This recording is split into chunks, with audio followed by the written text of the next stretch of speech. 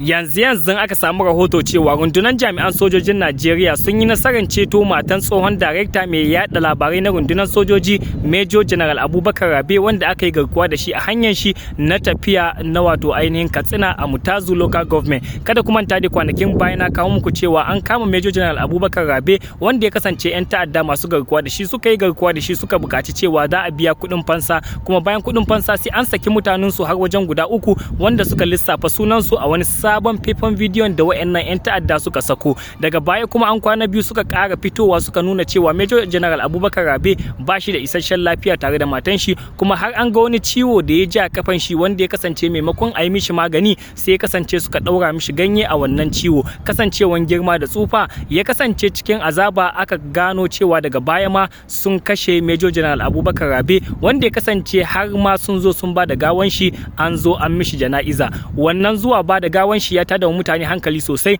ganin cewa kwarin gwiwa da wayannan 'yan ta'adda suke da shi har su kashe Major General Abubakar Rabe kuma su zo su ba da gawan shi domin a yi mishi jana'iza. Kuma bayan an gama kuma suka buƙaci lallai matan ma ita ma kafin su sake ta da ranta dole sai an bi wannan dokoki da suka gindaya, wanda ya kasance daga baya kuma rundunar jami'an sojoji da haɗin kai wato na sahihan bayanai aka je cikin dajin aka fatattaki 'yan ta'addan, kuma aka kwato waccan nan mata ta dawo hannun jami'an tsaro, wanda ya kasance a yanzu hakan nan tana nan karkashin kulawa, ana kokarin a bata kulawa mai kyau domin kasancewan halin da take ciki. Shin kuna ganin cewa 'yan ta'addan nan menene ke ba su kwarin gwiwa ne da ya kasance suna bin janarori, suna kamawa kuma suna kashewa, kuma babu abin da ake iya musu sai dai ai magana kawai a kafafen sada zumunta? Duk da wasu suna zargin cewa akwai hannun manya a cikin wannan ta'addancin da ake a arewacin Najeriya, wasu kuma suna cewa babu hannun manya. Shin kuna ganin cewa akwai hannun wayansu 'yan siyasa ne da yasa ake kashe janarori a gefen arewacin Najeriya ba a cewa komai,